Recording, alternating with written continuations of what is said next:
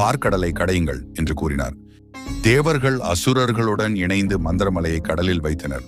ஆனால் மலையை கடலில் வைக்கும் போதே அது கடலுக்கு அடியில் மூழ்க ஆரம்பித்தது. அந்த நேரத்தில் யாராலும் மலையை தாங்கி நிறுத்த முடியவில்லை. அப்போதுதான் விஷ்ணு தன்னுடைய இரண்டாம் அவதாரமான கூர்ம அவதாரம், அதாவது மிகப்பெரிய ஆமை வடிவில் தோன்றி மந்திரமலையை பின்புறம் சுமந்து நிலையாக்கினார். அந்த மலை பெரியாமையின் முதுகில் உறுதியாக அமர்ந்தது. பிறகு வாசுகி பாம்பினை இருபுறமும் கட்டி தேவர்கள் ஒரு புறமும் அசுரர்கள் ஒரு புறமும் நின்று பார்க்கடலை கடைய ஆரம்பித்தனர். கடைந்து கொண்டிருக்கும் போது முதலில் வெளிவந்தது மிக கொடிய ஆழகால விஷம். அதன் ஒரு துளி உலகையே அழிக்கக்கூடியது. அந்த விஷத்தின் புகை அந்த இடம் முழுக்க பரவியது.